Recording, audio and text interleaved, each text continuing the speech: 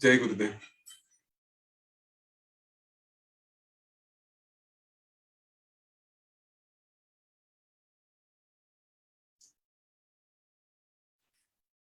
वास्तविक आज यह सेशन समाप्त किया जाए, ऐसा कुछ ये सत्र समाप्त किया जाए ऐसा कुछ प्लान हो रहा था।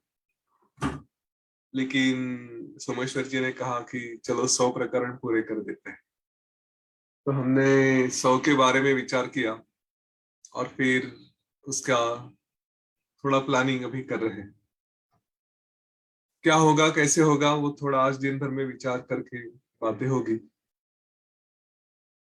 सोमेश्वर जी की इच्छा थी कि काफी डाउट्स काफी प्रश्न ऐसे ही आ सकते हैं, उनके ऊपर भी इन अगले 5 दिनों में विचार किया जाए, तो वो भी करेंगे। साथ साथ यह जो भी हमने पिछले 95 दिनों में सीखा है, 95 डेज में जो भी हमने समझा है, उनमें से कुछ और भी मोती थोड़े और अंदर जाके निकालने का प्रयत्न करेंगे। तो देखते हैं अगले 5 दिनों में क्या क्या आता है। एक बात मैं आपको कहना चाहूंगा, कल जो भी हमने विषय यहाँ पे चर्चा की थी, जो भी मैं कुछ बोला, इसका एक शब्द भी कभी प्लान नहीं किया था। बस बैठ के शुरू हो गया तो अपने आप निकल के आ गया। पता नहीं कैसे, जो सबसे पहले दिन हमने जब यह संकल्प किया था योग वशिष्ठ के बारे में, और उस संकल्प के समय हमने प्रार्थना की थी कि गुरुदेव से, वशिष्ठ ऋषि से, श्री राम जी से और श्री गणेश जी से यह सारा संकल्प निर्विघ्नता पूर्वक बढ़े। और यह सारा ज्ञान, उसमें तो मेरा मतलब इस शरीर का तो कुछ है नहीं। जो भी है वो उन्हीं का रहेगा, वही सामने बैठ के बातें करेंगे। दिखने के लिए कोई और दिखेगा, पर आएगा तो सारा उन्हीं की तरफ से। तो जो देना है वो भी उन्हीं का कार्य है, जो प्राप्त करना है वो भी सब कुछ उन्हीं का है। मुझे पता नहीं कुछ मिलना है कि नहीं है। एक अस्तित्व के रूप में कुछ अलग से हूं, तो उसको जो मिलेगा वो मिलेगा। और आप में भी यही भावना हो कि जो अस्तित्व के रूप में आप है, एक शरीर अलग से दिखता है, बाकी तो सब कुछ वही है। अभी तक इतनी भावना भी हो गई, इतनी श्रद्धा भी अगर हो जाती है, तो कहूंगा कि यह योग वशिष्ठ की यह सफलता है कि हमने कम से कम उतनी श्रद्धा तो डेवलप कर ली। यह विश्वास हमने बना लिया कि अभी हम जिएंगे इस ज्ञान के आधार पे। उसके बाद जो फल देने हैं वो हमारे गुरु के ऊपर है। वो जो देंगे वो देंगे। कोई चिंता नहीं है, कोई भय नहीं है, किसी बात का मोह भी नहीं है। कुछ आएगा तो ले लेंगे, नहीं आएगा तो कोई प्रॉब्लम नहीं। जो भी आएगा गुरु प्रसाद। जिसको हम अच्छा कहें या बुरा कहें, ऐसे अभी कोई परिभाषा ही बाकी नहीं है। जो भी आएगा गुरु प्रसाद, तो गुरु प्रसाद में तो फिर कोई कंप्लेंट ही नहीं रहती। गुरु ने अगर लड्डू दिया तो भी खुश, और लड्डू के बदले अगर एक क्या कहते, एक छोटी सी थप्पड़ भी लगा दी तो भी खुश। कोई तो है कंपैशनेट, हमारे बारे में सोचता है। जब यह विश्वास रहता है ना, तो फिर कोई प्रॉब्लम नहीं है। तो इसके आगे, कल तो हमने वशिष्ठ ऋषि की वाणी का विराम देखा। वो वहां पे स्तब्ध हो गए थे। जो निर्वाण प्रकरण के बारे में उनका सब उपदेश था, उसके पहले का सारा उपदेश था, वो सारा उपदेश शांत होने के बाद यह ग्रंथ एक तरह से समाप्त हुआ था। श्री राम जी को आखिर का उपदेश भी कर दिया था। श्री राम जी शुद्ध बुद्धि से ब्रह्म पद को प्राप्त हुए थे, और एकदम पूरी तरह से एक मूर्ति की तरह निश्चल स्तब्ध हो गए थे। सारे जो सभासद थे उस सभा में उपस्थित, वे भी शांत और निर्मल मनोवृत्ति से ध्यान में बैठ गए थे। ऐसी स्थिति में स्वयं वशिष्ठ ऋषि भी यह ब्रह्म रस का आस्वाद लेते हुए, क्योंकि उन्हीं से यह आया था, लेकिन फिर भी जब कोई वक्ता होता है जिसको जो कुछ पता होता है, जब वह बोलता है तो उसके अंदर भी वही स्पंदन आते हैं। उसी भावना में तल्लीन हो जाता है, उसी भावना में वो समा जाता है। तो वह वशिष्ठ ऋषि के साथ स्वयं उनको भी ऐसा ही हुआ। वो भी यह सब आनंद लेते लेते वो भी निःशब्द हो गए, स्थिर हो गए। और फिर इस तरह से सब लोग, जैसे यूं कहते हैं कि कोई भ्रमर थोड़ा उसका मध पीने के लिए शांति से बैठ जाता है, बस तृप्ति में रहता है। हमने कभी कभी अनुभव किया है कुछ खास, जैसे हमें संगीता जी का कभी उन्होंने कुछ स्पेशल डिशेस ऑफर की थी, तो उनको यही कहा था कि ये निर्वाणा है, खाने में जो मजा है बस और कुछ नहीं, है ना। हम उस स्थिति में जैसे रहते हैं, तो वैसे ही है कि एकदम अपने आप में रहे, एंजॉय कर रहे हैं, अभी कुछ और नहीं सुनना है। उस सारे स्थिति में जब सब कुछ शांत बैठा था, सारे सभासद आत्मा आनंद में स्थिर रहे थे, तो उसी स्थिति को, उसी आनंद की स्थिति को, जैसे हम एडवांस कोर्स में कभी हुआ करता था कि एडवांस कोर्स में बैठे हैं, मेडिटेशन हो रहा है या सत्संग हो रहा है, और फिर उसमें और भी कुछ शांति से बैठे और उसमें और भी कुछ स्वर आगे आ जाते हैं कि जो उस आनंद को और प्रफुल्लित करते हैं। तो वही ऐसे स्वर वहां पे उस सभा में आने लगे। और उसमें फिर आकाश में रहने वाले जो पहले सिद्ध है, सनक है, इन सारे लोगों से और उनके धन्योद्गार कि ये बहुत अच्छा था, ये बहुत सुंदर था, इसमें अचानक से सारे लोगों की चर्चा सुनाई देने लगी। और भी फिर वो बातें बढ़ते बढ़ते बढ़ते बढ़ते, जैसे सब लोग आपस में डिस्कस करते हैं छोटे छोटे इसमें, लेकिन उसका परिणाम यह होता है कि सारी दश दिशाएं उसमें उस आवाज में धीरे धीरे समाने लगी। आकाश में अचानक देवों ने लगा कि अरे बहुत बड़ी बात हुई है, तो उनके जो वाद्य है वो सब बजने लगे। सारी पर्वत, सारी दरिया, इस हर जगह वो आवाज घूमने लगा। और एक तरह से पूरे आकाश से पुष्प वृष्टि शुरू होगी, जैसे कुछ बारिश गिर रही है इस तरह से फूल बरसने लगे। उन्होंने पूरे दशरथ की राजसभा को सुशोभित करके रखा। और फिर कई सारे शंखों का, जो ऊपर सारी देवताएं शंखों का नाद कर रहे थे, वह उसमें मिलने लगा। एक साथ शंखों का ध्वनि, पुष्पों का, फूलों का, फूलों की बारिश, यह सारी बातें और उसके साथ फिर आने वाला सुगंध, तो इससे पूरी पृथ्वी ही नहीं, पूरा अंतरिक्ष भी एक अलौकिक चमत्कार के जैसा लगने लगा। देव, सिद्ध, गंधर्व, इन्होंने जिस तरह से आसमान में इकट्ठा आ गए, इकट्ठा भीड़ हो गई, ऐसे लगा कि जैसे कोई बड़ा उत्सव चल रहा है। केवल पृथ्वी ही नहीं, आसमान में भी यह उत्सव और उसका जो चैतन्यमय वातावरण था, उस तरह से अनुभव आने लगा। सारे लोग और पशु पक्षी भी सब तरफ यह देखने लगे कि अरे इतना सुंदर क्या हो रहा है। छोटे छोटे बच्चे, माताएं, ये भी सब उसको देखने लगे। और फिर यह आवाज जब धीरे धीरे शांत होने लगी, तो सिद्ध जो अशरीर है, मतलब शरीर रूप से नहीं दिखते, उनकी वाणी वहां पे सुनाई दी। उन्होंने कहा, सिद्धों ने, और ये संस्कृत में जो कहा है वो सुनने लायक है।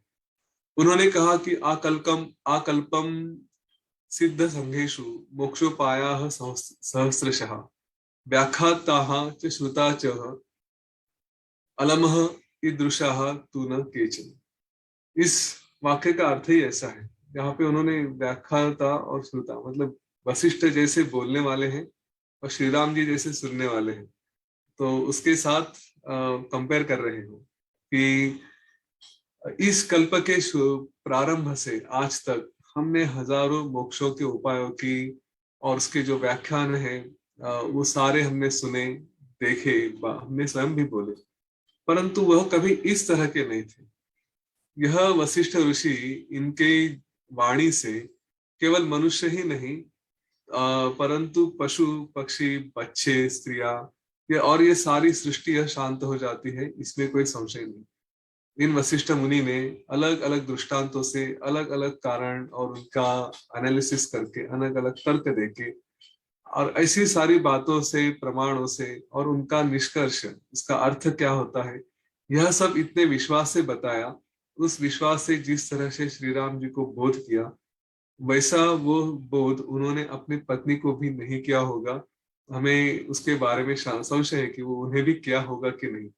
इसमें जो भी उन्होंने अलग अलग मोक्ष के साधन बताए हैं, उससे तो प्राणी पशु पक्षी सभी के सभी वो निरुपद्रवी हो जाएंगे, शांत हो जाएंगे, कोई समस्या नहीं रहेगी और वो मुक्त हो जाएंगे। इसमें हमें कोई भी संशय नहीं है। तो अगर ऐसा है तो यह इसका श्रवण करके, इसको सुन के, इसको पढ़ के जो बुद्धिमान व्यक्ति है वो मुक्त क्यों नहीं होगे। हमारे कानों के लिए हमारे कानों के लिए यह अमृत, यह ज्ञान का अमृत रहा है। और इससे ही हमें उस श्रेष्ठ श्री का, उस भाग्य का लाभ हुआ है। हमारी सिद्धि भी आज फिर से नवीन हो चुकी है, पुनर्जीवित हो चुकी है। ये सिद्धों ने पहले भी कहा था कि यही हमारे कई जन्मों के भाग्य है, कई कल्पों के भाग्य है, कर्म है, पुण्य है कि जो फलित हो रहे हैं। और इसीलिए हमें यह इतना सुंदर ज्ञान सुनने को मिल रहा है। यह भावना हमारी भी होनी चाहिए। इस तरह से वो सारे लोग अलग अलग तरह से वशिष्ठ ऋषि की प्रशंसा कर रहे थे। और फिर वह सब, उन्होंने चाहा कि वह वशिष्ठ ऋषि की पूजा करे। अपनी उनकी पूजा करने के लिए वो सब अपने ही जगह से हाथ जोड़ के, आदर भाव प्रकट करके, कोई भूमि पर ही मस्तक रख के उनको दंडवत प्रणाम भी करने लगे, उनके ऊपर फूल बरसाने लगे। उसके बाद फिर श्री राम जी के पिता दशरथ महाराज, उन्होंने अपने हाथ में जैसे अर्घ्य कुछ देने के लिए, उस समय की पद्धत होती थी कि अर्घ्य देने के लिए कुछ पात्र लेते हैं, पानी लेते हैं और फिर देने का वचन दिया जाता है। उस तरह से उन्होंने कहा कि हे वशिष्ठ ऋषि, आपने जो हमें बोध किया है, जो अविनाशी है, अतिशय आनंद रूपी है, ऐसे आत्मा वस्तु के बोध से हमारे अंतःकरण में परिपूर्णता आ गई है। आहा, हे गुरु, इस संसार रूपी जो बड़ा सा अरण्य है, इतना बड़ा है कि इसमें मैं घूम घूम के अभी तक तो थक गया था, लेकिन आपने इस अनुग्रह करके हम अभी उस आत्म सुख में प्रवेश करने के योग्य हो गए हैं। और इसी ही आत्मा में रहकर हम अभी चिरकाल तक विश्रांति प्राप्त करेंगे।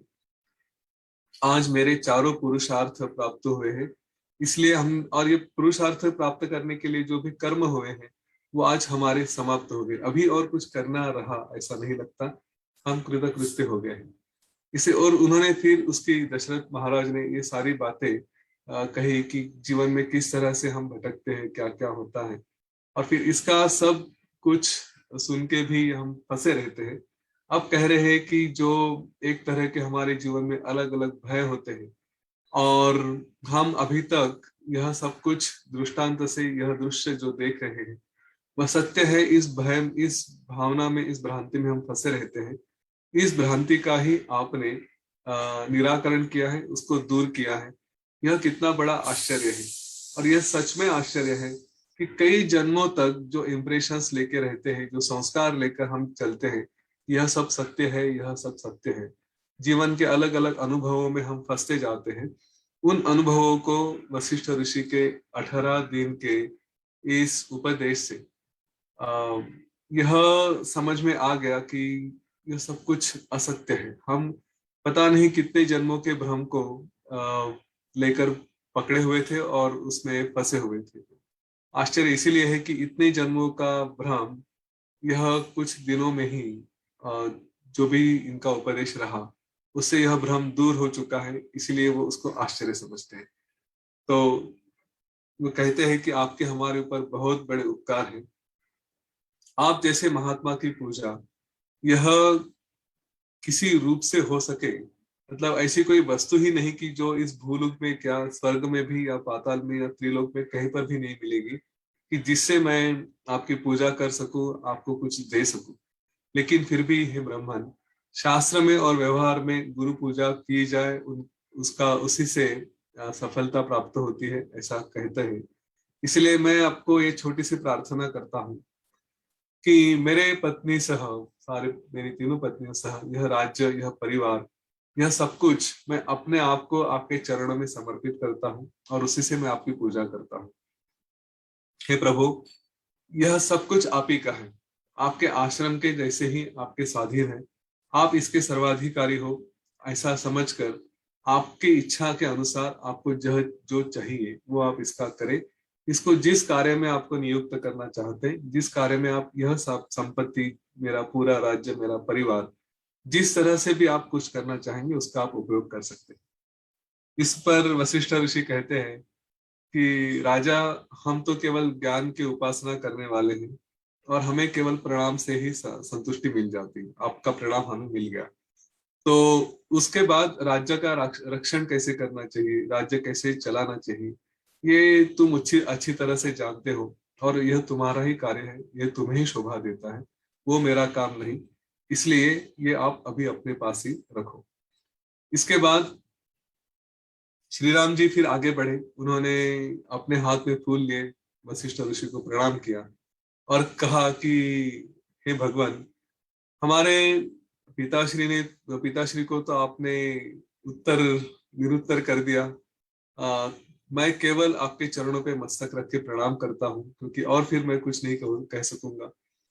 मेरे पास केवल देने लायक यही है कि मैं अपने प्रणाम आपको समर्पित कर सकता हूँ, उसके सिवा तो मेरे पास कुछ और नहीं। इस तरह से श्री राम जी ने वशिष्ठ ऋषि के चरणों पे अपना मस्तक रख के उनको अति भक्ति से पुनः पुनः प्रणाम किया। और फिर उस प्रणाम से, उस पुष्पांजलि करते समय उस श्री राम जी के, जिसको हम अ, आत्मज्ञानी हो चुके हैं ऐसे कहेंगे, उनके आंखों में आनंद आंसू आ गए कि इतना सुंदर ज्ञान हमें मिला है। पता नहीं उनके मन की और भावना क्या होगी। मेरे विचार से तो यही भावना होगी कि चलो, जो ज्ञान कहीं पे छुपा हुआ था वह उन्होंने वशिष्ठ ऋषि से निकाल कर सारी दुनिया के लिए उपलब्ध कर दिया। तो उसके भी आनंद आश्रय हो गए कि यह उनका जीवन, जिस पर्पस के लिए भगवान ने पृथ्वी पे जन्म लिया था, कि सब लोगों के पास उस मुक्ति का ज्ञान पहुंचे, तो वह उद्देश्य भी सफल हुआ। इसलिए भी आनंद आश्रय हो सकते हैं। यहाँ पे तो ऐसा कुछ उल्लेख नहीं, लेकिन यह आ, हमारी भावना है कि केवल श्री राम जी ने हमारे लिए यही सब कुछ किया था। फिर बाकी भी बंधु, लक्ष्मण जी, शत्रुघ्न जी, ये सारे लोग आए। उन्होंने भी अपने हाथों से फूल उनको अर्पण करके अपनी भावनाएं व्यक्त की। वहां पे विश्वामित्र जी ने भी अपनी भावनाएं व्यक्त की और नारद मुनि ने भी उनके बारे में अपने धन्यवाद दिए। इस तरह का ज्ञान यह ब्रह्मलोक में भी नहीं सुना है, स्वर्ग में भी नहीं सुना है, भूलोक में भी नहीं सुना है।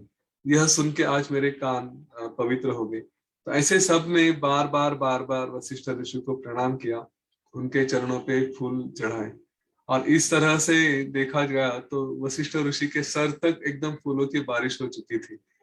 यह सब होने के बाद जब सब लोग शांत हो गए, स्थिर हो गए, तो वशिष्ठ ऋषि ने एक, जैसे सबके धन्यवादों का स्वीकार किया जाता है, उसके बारे में फिर अपना मत व्यक्त करना शुरू किया।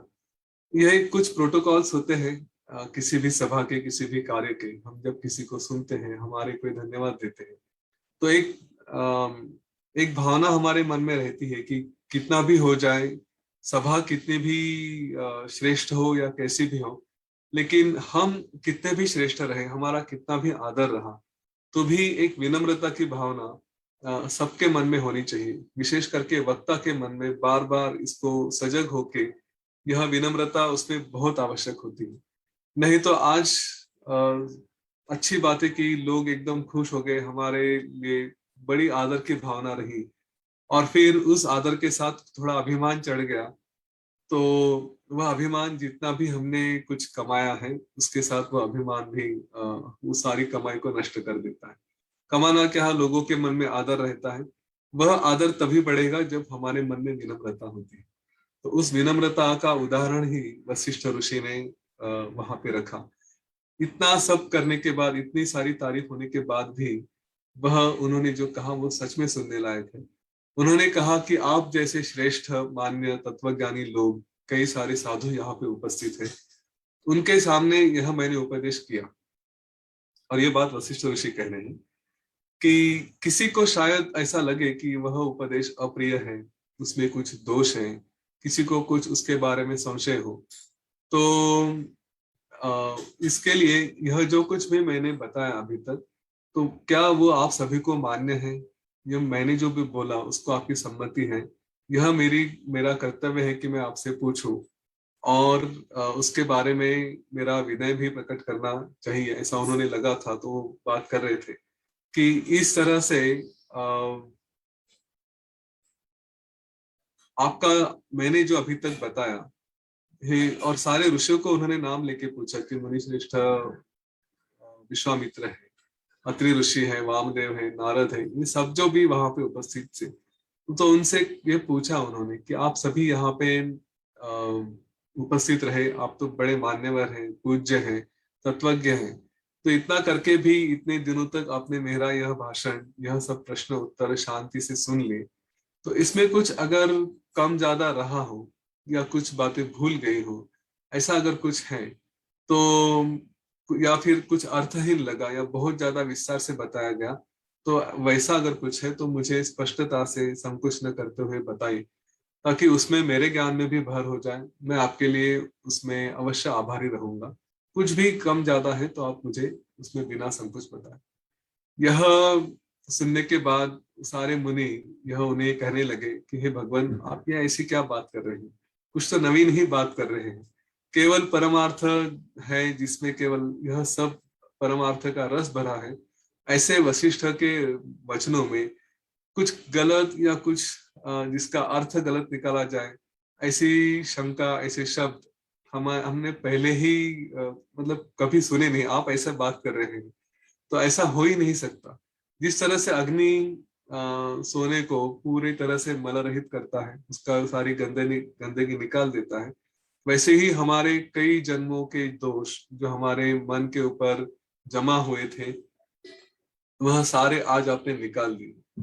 ब्रह्म में स्थिर, ब्रह्म में ही शांति प्राप्त हुए, ऐसी आपकी वाणी, इस वाणी से हमारा जीवन और हमारा अंतःकरण यह पूरी तरह से भर गया है, विकसित हो चुका है, उदार हो चुका है। इस सारे प्राणियों को महाभोध देने वाले, सबको भी आप एक सुंदर जीवन देने वाले हैं वशिष्ठ ऋषि, आपको हम बार बार प्रणाम करते हैं। आप इस तरह से हमारे गुरु रूप में, गुरु स्थान पे हैं। इस तरह के सारी बातें लोगों ने कहने लगी। इसके बाद श्री राम जी ने भी आत्मनिवेदन किया। उन्होंने ही कहा कि जिनका यह सब भ्रम बार बार सुनने के बाद दूर हो चुका है, जिनका अज्ञान दूर हो चुका है, ऐसा वशिष्ठ ऋषि ने श्री राम जी ने वशिष्ठ ऋषि को कहा कि हे भगवान, आप तो भूत और भविष्य सब जानते हैं, आप गुरु स्थान में हैं। अग्नि जैसे अभी हमने कहा कि जिस तरह से सोने का मल निकाल देता है और उसको शुद्ध करता है, ऐसे ही आपने हमारे अंतःकरण की, हमारे अज्ञान जो उससे भरा हुआ था, वो सारा अज्ञान आपने दूर किया। पहले हम अपने ही शरीर को आत्मा समझते थे, पर हे प्रभु, आपके इस उपदेश से अभी हम केवल शरीर नहीं, उससे भी परे जाके सर्वात्मक हो चुके हैं, सर्वात्मदर्शी हो चुके हैं, मतलब सब कुछ हम अभी जानने लगे हैं।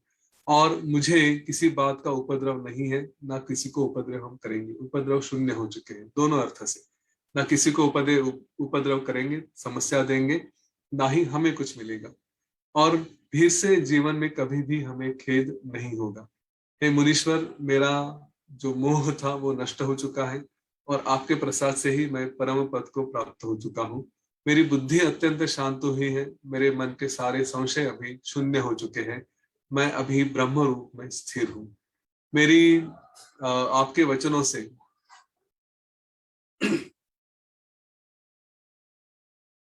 जो भी आपने मुझे उपदेश किया है, उसी के उपदेश से मैं अपना जीवन व्यतीत करूंगा, वही आचरण करूंगा।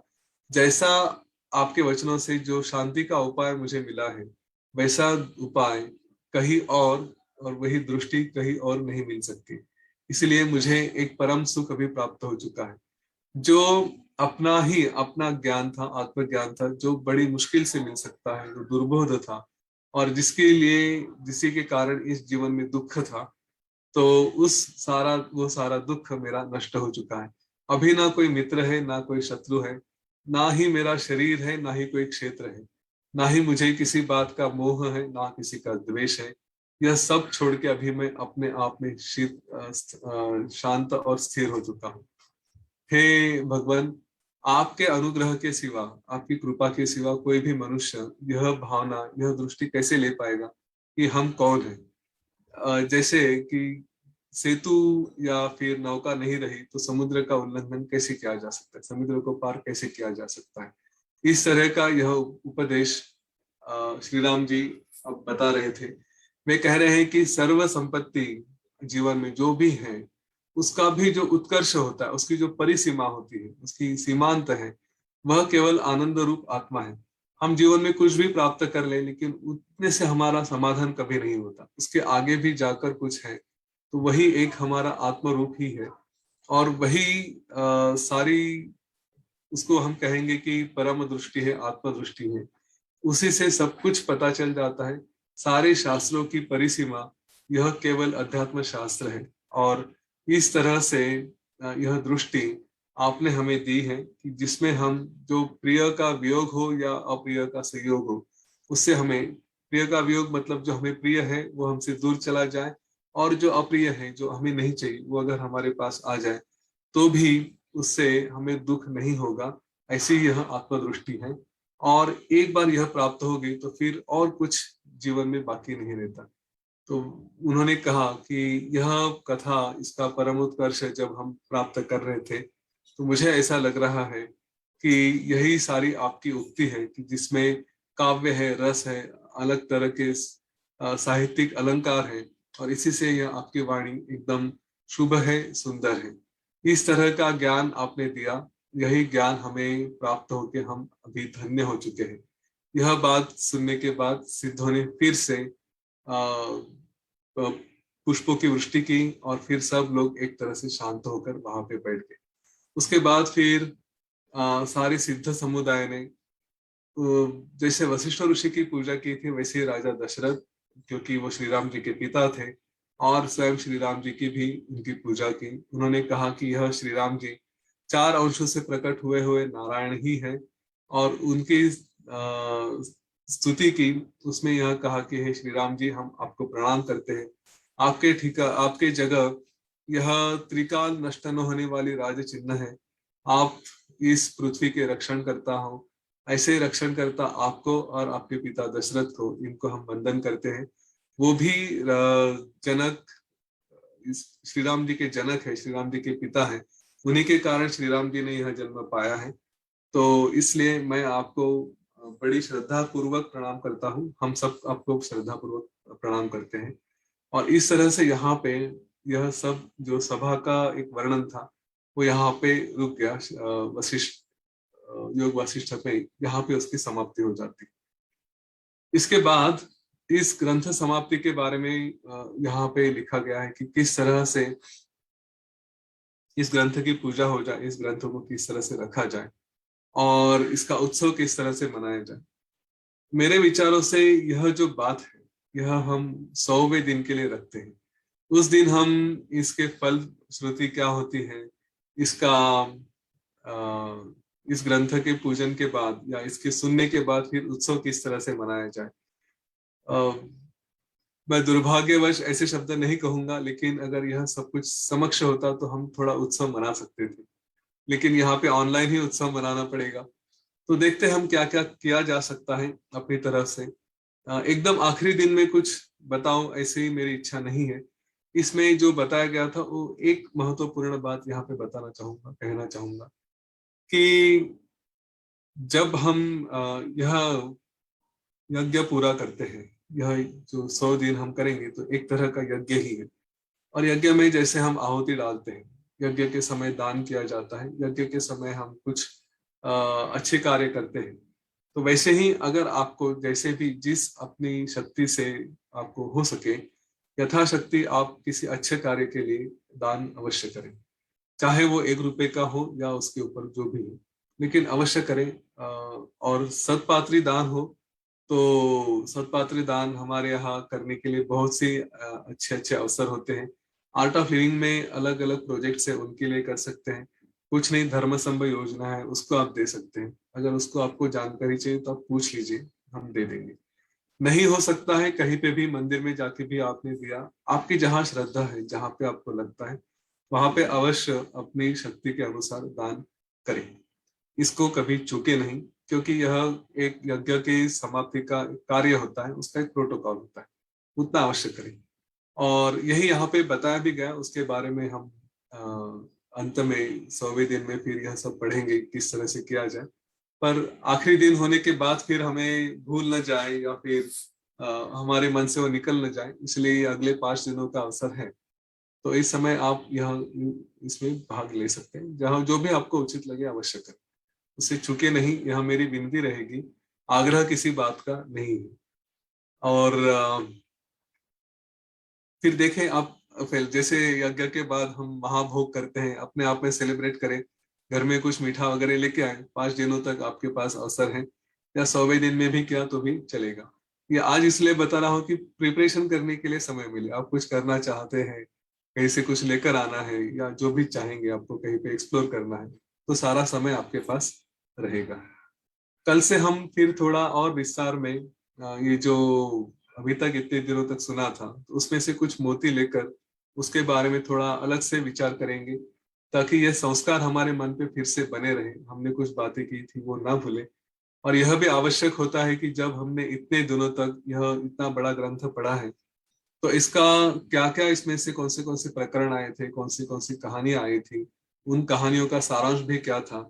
तो ये थोड़ा संक्षिप्त समय में अगर ले सके, उसके बहुत विस्तार में न जाते हुए, तो फिर यह ग्रंथ में हमने क्या क्या सीखा वो भी बातें एक बार फिर से हमारे मन में पक्की हो जाएंगी। तो अगले 5 दिनों में अवश्य यह सत्र अटेंड करें। कुछ हम चुके हैं, कुछ भूल चुके हैं, तो इसकी रिवीजन एक तरह से फिर से हमारी हो जाएगी, और यह संस्कार भी और पक्के हो जाएंगे। तब तक के लिए हम रुकते हैं, कल से फिर से मिलेंगे। और सोमेश्वर जी ने जैसे कहा था, तो उसके बाद फिर 7:30 से 8 बजे तक हम लोग यहाँ पे प्रश्नोत्तर के लिए उपस्थित रहेंगे, फिर से चर्चा करेंगे। और अगले कुछ दिनों के बाद जब मेरे कुछ बाकी कार्य हैं वो पूरे हो जाएंगे, तो फिर देखते हैं और किसी और स्तर पे इसको लेकर जाके फिर से हम यह सत्र नए सिरे से शुरू कर सकेंगे। तब तक के लिए रुकते हैं। जय गुरुदेव। धन्यवाद। Thank you so much Yatin, thanks for accepting that kind request. Public demand जो थी कि हमको यतिन जी को बनाए रखना है, तो और 5 दिन हमने जोड़ दिए इसके अंदर, ताकि अपने 100 सेशंस भी पूरे हो जाए। 100 हो या 101 हो, 101 हो, देखेंगे। और 101 के 108 भी हो जाए तो भी कोई बात नहीं है। हाँ, जैसा फ्लो चलेगा वैसा। तुम तो बड़े चालू हो सोमेश्वर, तुम खींचते जाते हो, मुझे पता है। 108 के बाद बोलेगे यार 108 शुभ आंकड़ा नहीं है, 151 करते हैं फिर। चलो, जो होता है वो अच्छे के लिए होता है। So finally Yatin is there with us for the next 5 days. Post which what we'll do, we are not going to break this. This team is so good, no? So we will continue with this. No, there are multiple. That is what exactly we are discussing offline. We'll continue with some social seva projects. जैसे यतिन ने बात भी किया. Even whatever the infrastructure that you see, whatever YouTube, there is a website. All these things do require funds also. So we'll talk more about it offline. We have created a social seva fund, and from there only we are utilizing this for buying this Zoom account, doing multiple things. Now Facebook is there. Today itself I shared that we have already crossed. That's a good news that I Meditate Club have already crossed 1,000 mark. So there are more than 1,000 page likes, and there are around 1241 something like that followers.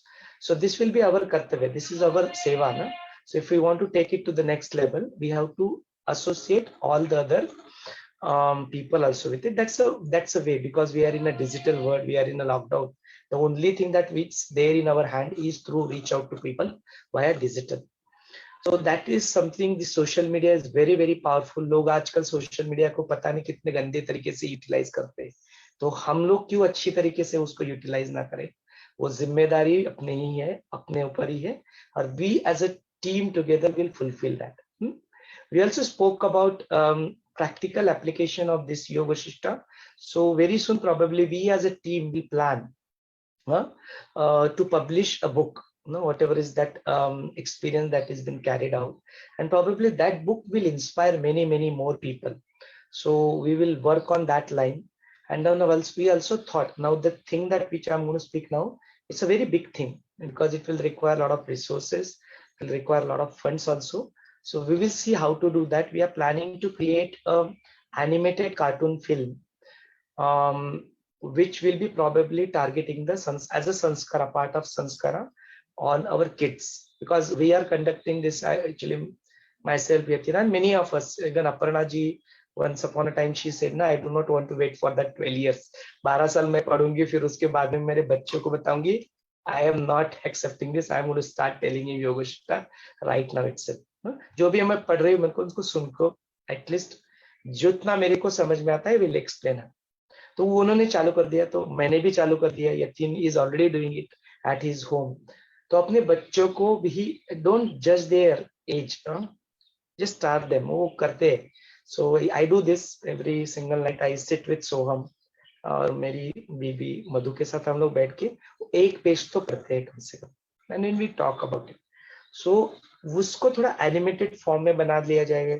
Stories जो है उसको थोड़ा interesting करके present किया जाए. So that could be a wonderful contribution by our team to this world, to this humanity. But it's not easy. That is going to take commitment and a lot of time. So we'll see how to execute that. So these are a couple of things that on the front of doing some seva related to contributing something back to the humanity. Because वो बोलता है, I think, सर्वश्रेष्ठ कार्य करने अपने को ना. So these are certain things that we will do. Let us see how it will happen. कोई फ्यूरिशनेस नहीं है उसके प्रति, बट एक संकल्प है, एक बीज हमने आज यहाँ पे बो दिया है. कौन उसको पूरा करेगा, क्या होगा, वो सब गुरु की इच्छा. With that note I would like to hand over this session to you. यदि आपके मन में कुछ प्रश्न है तो जरूर पूछ लीजिए.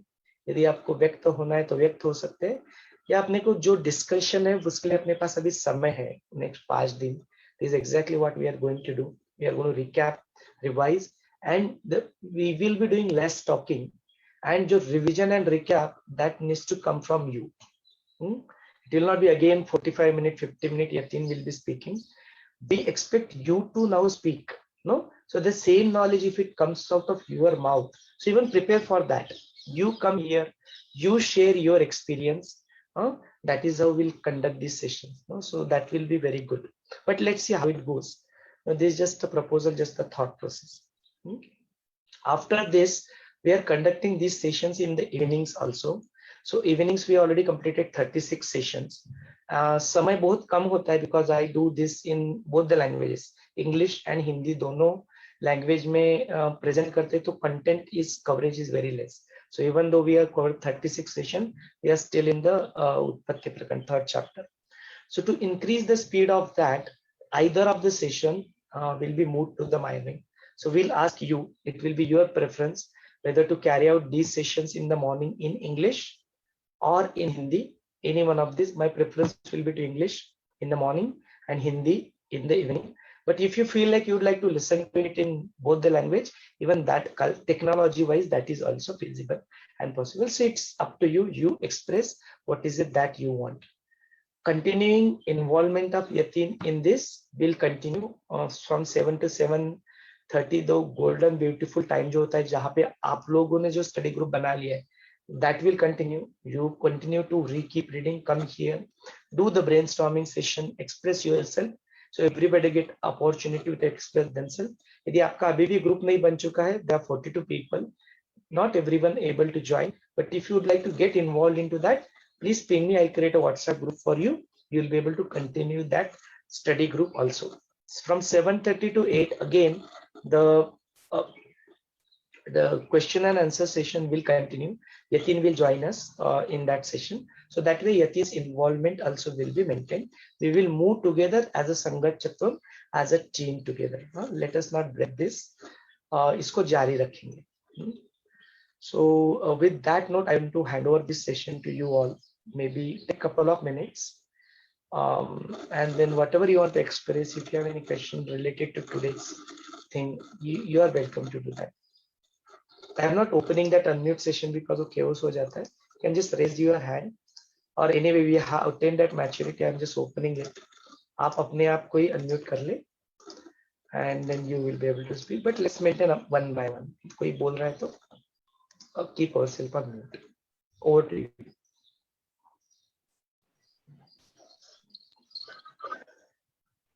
हाँ सुभाष जी बोलिए. यतिन जी, मेरा एक प्रश्न है, सुषुप्ति अवस्था क्या है?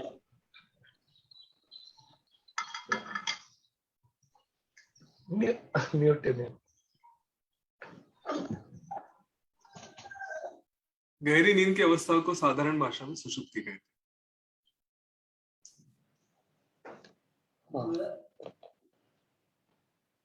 गहरी नींद मतलब जहाँ पे सपना नहीं होते। अच्छा, और उसके बाद की तुरीय अवस्था, उसकी बात करी थी।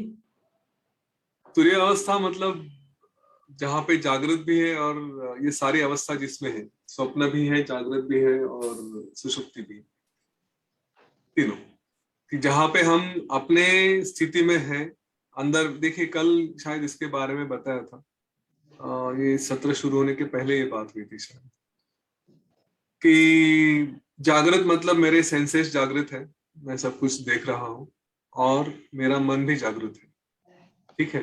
तो मैं कुछ देख रहा हूँ और मैं उसका अनुभव भी कर रहा हूँ, उसके बारे में बात भी कर रहा हूँ। दोनों अंदर से और बाहर से, ये सारे अवयव, सारे इंद्रिय, मन जागृत है।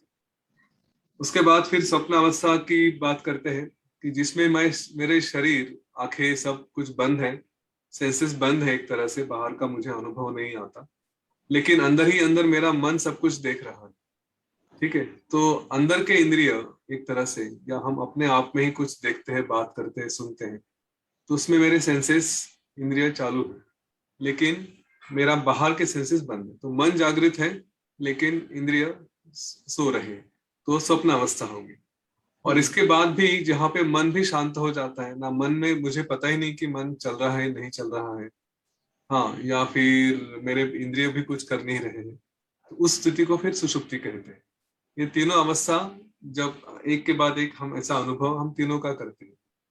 चौथी अवस्था तुरीय, वो हमारे जीवन के बारे में कही गई है, जो मुक्त लोगों के लिए होते हैं, कि हम देख तो रहे हैं, जीवन में कार्य तो कर रहे हैं, तो इसलिए कार्य कर रहे हैं, इसलिए हमारा शरीर चल रहा है, तो बाहर के इंद्रिय चल रहे हैं, मतलब हम जागृत हैं, और हमारा मन भी चल रहा है, और ये जो भी कर रहे हैं उसको स्वप्न करके देख रहे हैं, उसमें हम पूरी तरह से अनअटैच्ड है, इसलिए यह स्वप्न अवस्था भी कही जाती है, कि हमने देखते हैं ये सारा भ्रम है, ये पूरी तरह से स्वप्न रूप है, ऐसा हम समझने लगते हैं। तो वहां पे जीते जी जागते जागते में भी स्वप्न अवस्था देखते हैं, और इसके आगे जाके हम उसके ऊपर कुछ रिएक्ट नहीं करते, सब कुछ हो रहा है लेकिन हमें कुछ पता ही नहीं चल रहा है, हमारे मन के ऊपर उसके कोई संस्कार ही नहीं हो रहे हैं।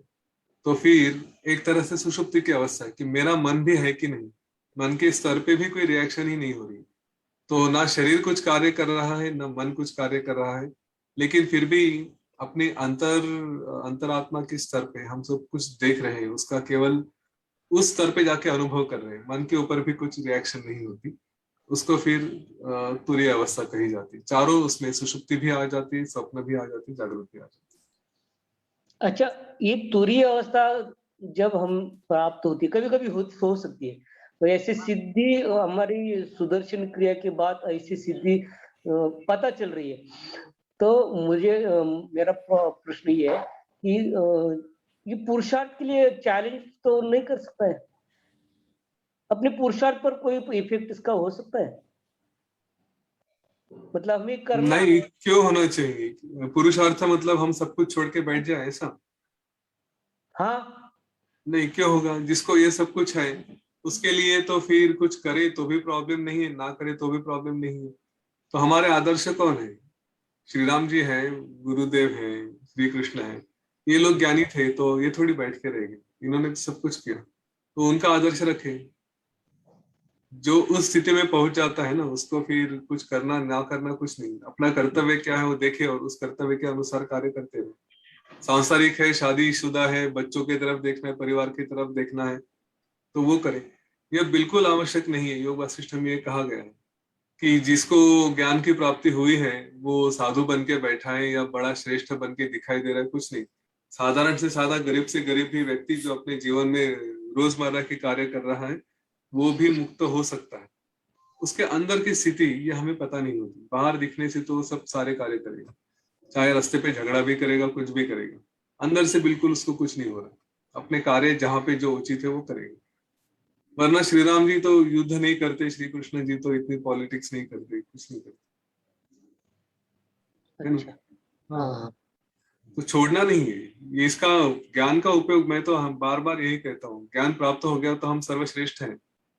हम अगर सर्वश्रेष्ठ है इस धरती पे, तो साधारण जीव बन के क्यों बैठे? जाए आगे जाके लोगों को भी मदद करे, सेवा करे, जीवन में जितने श्रेष्ठ कार्य कर सकते हैं करे, दूसरों को उसका फायदा करा दे। अच्छा। हमें जो भी सिद्धि प्राप्त हो रही है वो औरों के लिए ही बांटना है, बस यही पुरुषार्थ करना है। उसी के लिए तो मिलती है ना, वरना मिलती नहीं। अच्छा, जो देने वाला है उसी को दिया जाता है, जो हाँ, बांटने वाला है उसी को मिलता है। या बहुत अच्छा, धन्यवाद धन्यवाद।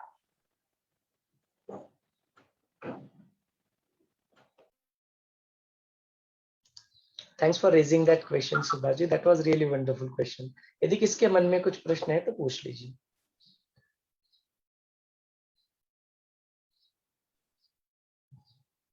हाँ, प्रियंका जी बोलिए। जय गुरुदेव। जय गुरुदेव। सभी गुरु परंपरा के लिए श्रेष्ठ और यतीन जी आज वशिष्ठ जी के स्थान पर रहकर हमें जो उन्होंने ज्ञान दिया है, इसके लिए उनका बहुत बहुत धन्यवाद। और बहुत ग्रेटफुल हूँ मैं सोमेश्वर जी के लिए और यतीन जी के लिए कि जिन्होंने ये सत्र शुरू किया। तो मैंने छोटी सी एक कविता लिखी है, वो बस मैं आपके सामने प्रस्तुत करना चाहती हूँ, अगर आपकी इजाजत हो तो। इजाजत की कोई जरूरत नहीं है, लेकिन आप वीडियो चालू कर लेंगे ये विनंती रहेगी ताकि हम लोग आपको देख भी पाए, और अपने ऑडियंस से वीडियो रिकॉर्डिंग अभी भी चल रहा है, तो आप अगर वीडियो चालू कर सकते हैं तो दैट विल बी ग्रेट।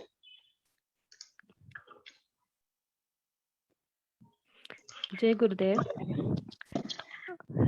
किया इंतजार बहुत आपके आने का हमने, आपके होने मात्र से सब कुछ पा लिया हमने। सोचा नहीं था कभी ऐसे मिलेंगे, ज्ञान के अनंत सागर में ऐसे डूबेंगे। आपके एक नजर ने घायल किया हमको, आंखों से ओझल प्यार का सागर मिला हमको। ज्ञान के एक एक मोती को कुछ इस तरह पिरोया आपने, आत्मा ज्ञान के महासागर का कृपा पात्र बनाया आपने। जय गुरुदेव। जय गुरुदेव, बहुत ये बढ़िया। गुरुदेव के लिए, गुरुदेव के लिए। सब कुछ गुरुदेव के लिए ही है तीन। ये अपना मन आ जाता है बीच में कहीं कहीं, क्योंकि अपने लिए है, गुरुदेव के लिए ही है। किसी को व्यक्त होना है तो व्यक्त हो सकते हैं, किसी को प्रश्न पूछना है तो प्रश्न पूछ सकते हैं।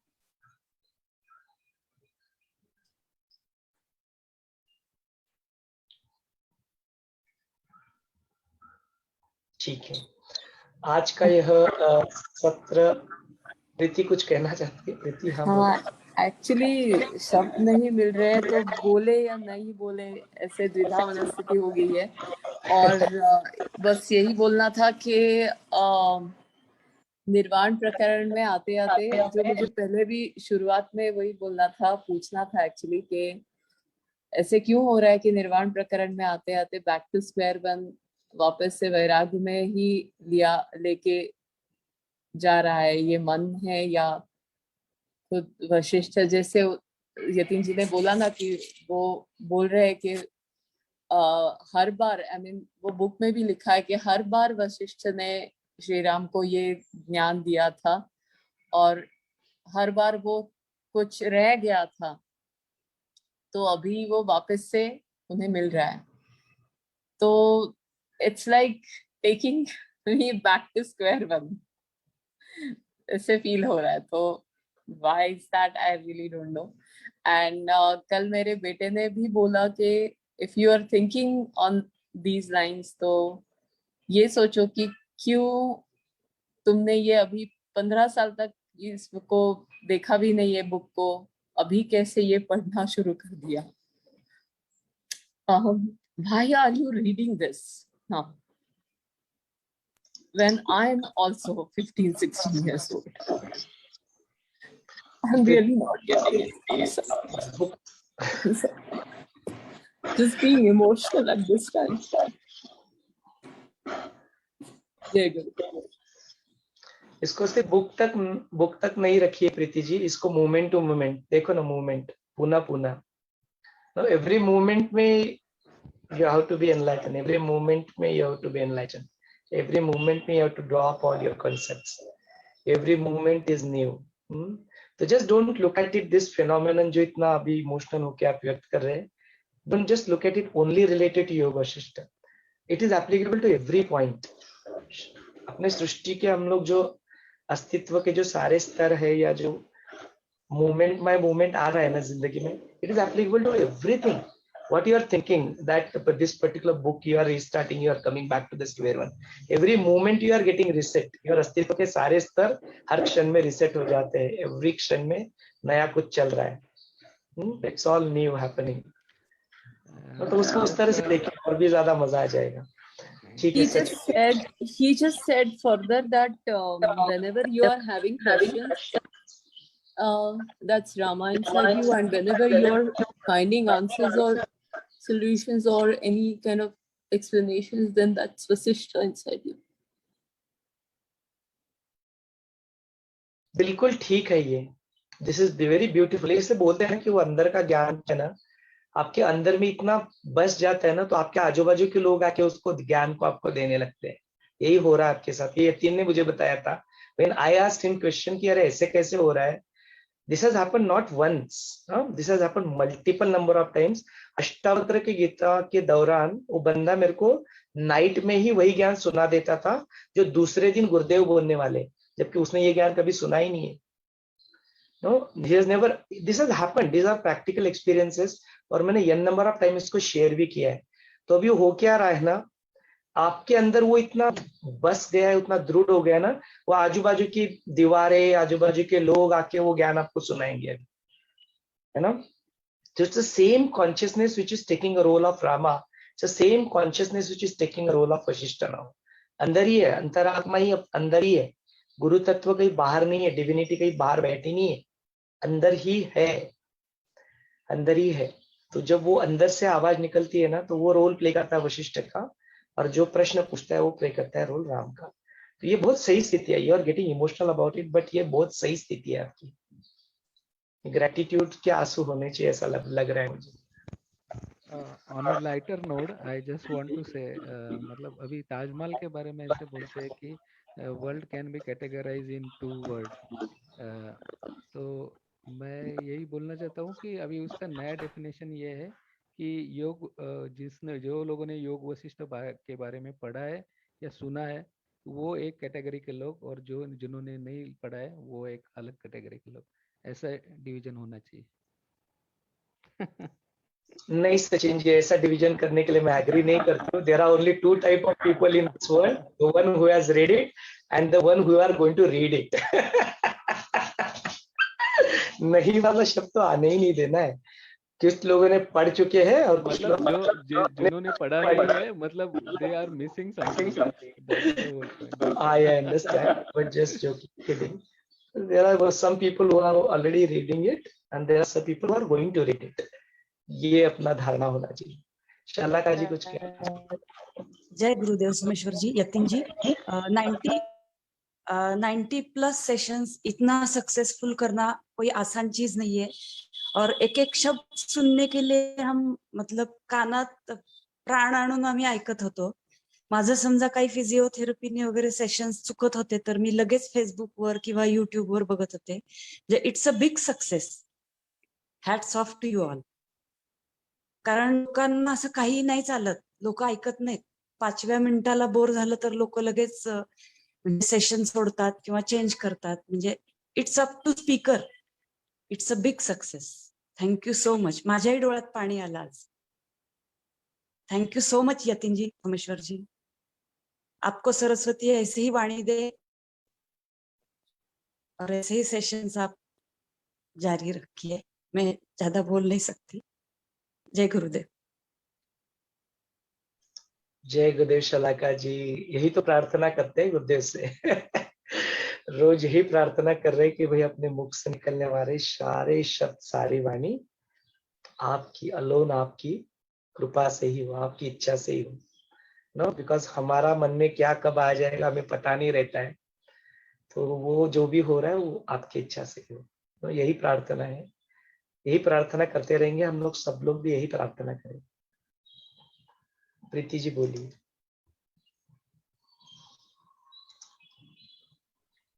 हेलो, जय गुरुदेव। मैं ये बोलना चाहती हूँ कि हमारे जो सेशंस है that was really very wonderful. मतलब कुछ मतलब मैं बता नहीं सकती हूँ कि 2 सेशंस वर सो वंडरफुल। एक बात सिर्फ शेयर करना चाहती हूँ कि लाइफ में बहुत बुक्स रीड किए, मतलब अध्यात्म से रिलेटेड, जैसे भगवत गीता है, दासबोध है या ज्ञानेश्वरी है। तो ये रीड करते समय मैं सोचती थी कि बाकी के लोगों के लाइफ में ऐसे बुक्स है कि वो बोलते कि ये बुक मेरे लाइफ में आई और मेरा लाइफ ही चेंज हो गया। तो ऐसे मेरे लाइफ में ऐसे बुक क्यों नहीं आ रही कि I am reading so many spiritual books और मेनी बुक्स, अदर बुक्स जैसे लॉ ऑफ सबकॉन्शियस माइंड हो या many other books we are reading. फिर मेरे लाइफ में ऐसे क्यों नहीं हो रहा है? I was thinking every time, but after listening to these sessions and after started reading the book, मुझे ऐसे लग रहा है कि I've got that book and so I'm very very happy।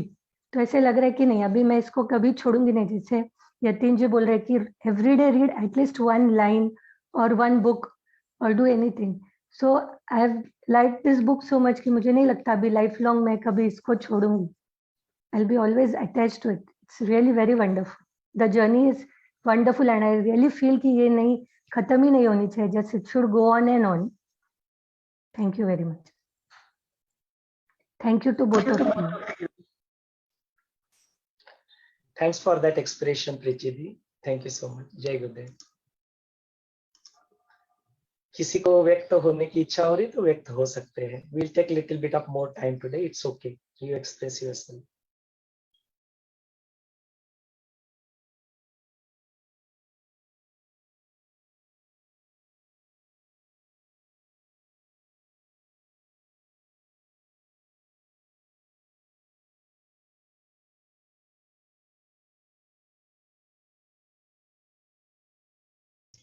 ठीक है, फिर अगले 5 दिन है, रुक जाते हैं।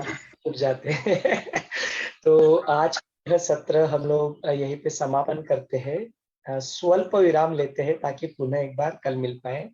पिक्चर अभी बाकी है। Let's continue this session. जय गुरुदेव।